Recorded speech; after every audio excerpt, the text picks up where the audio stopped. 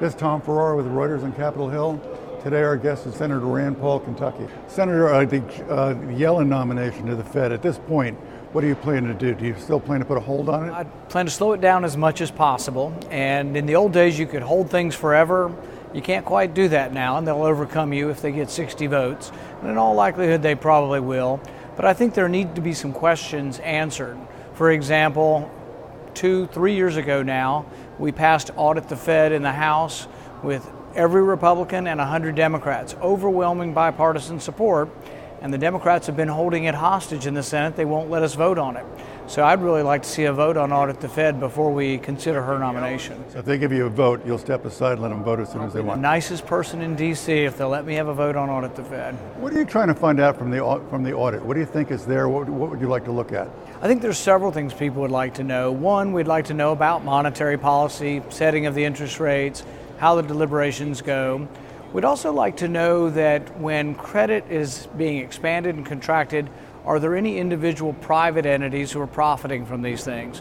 For example, the questions often asked to me by my constituents, why does the Fed have to have an intermediary to buy Treasury bills? Somebody makes a lot of money off of that, so we've expanded the Fed asset sheet by $4 trillion.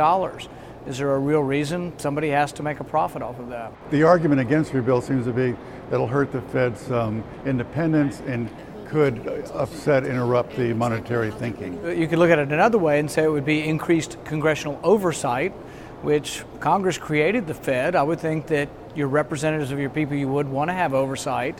The other consideration is we've got a lot of people that go in and out of government, to Wall Street banks, to the Treasury, to the Fed, many of them making hundreds of millions of dollars a year. Should we not be privy to some of the decision making they're making and whether or not it affects people then they go to work for in the future? So I think these are considerations of transparency, and there's every reason we should know more about what happens. All of this is a look back. I think we're looking back at data a year later. So I don't think it affects any day-to-day actions of the Federal Reserve, nor does it restrict or restrain them. But when you are able to open up and peer at something, people tend to behave more when they know they're being watched. Your concerns, your objections seem to be with the Fed itself, not with Janet Yellen. Do you think at the end of the day you might end up voting for Janet Yellen?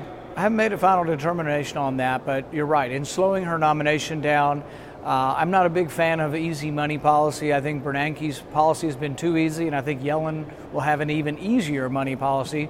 I don't think that's ultimately good for price stability or keeping the value of the dollar. Yeah. So I'm not a big fan of hers, but at the same time, this is about more than just her. It is about whether or not the Federal Reserve should get scrutiny and oversight by Congress. Can we switch slowly to a couple of other topics, if you don't mind? On Iran, you've been the president asked for no more sanctions during negotiations for some sort of a nuclear deal. Your position, you've been opposed to additional sanctions as well, correct?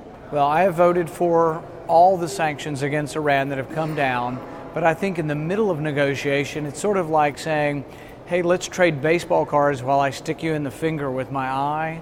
It's probably not good for the baseball card trade. It's the same way with negotiations. I think while the president and I disagree on a lot of issues, the president's asked for a little time and room to negotiate. We don't know what the outcome of that is yet, but I do think negotiations is better than war, and that holding off a little while on this would be good. If the Iranians walk away, in all likelihood, I'll vote for more sanctions on them. But if they stay at the negotiating table in an honest fashion and we can move this towards a peaceful resolution, I think that's good. What is your sense? Is your sense that most of your colleagues at this point will put on hold any more sanctions, see how talks go? Yeah, I don't know, and I know that most of the power, I have discovered though that most of the power around here is controlled by the Democrats on the Senate side. So if they don't want sanctions to move forward, they have the ability to slow them down. And even other Republicans are quietly saying, maybe we should let some negotiation go on. They want to make sure it's honest and negotiations that move forward in a responsible way, but maybe we should let some negotiation going on without getting in the middle and mucking up the negotiations with new sanctions. Senator, thank you very much for your time. Thank We you. really appreciate it. Thank you. Thank you.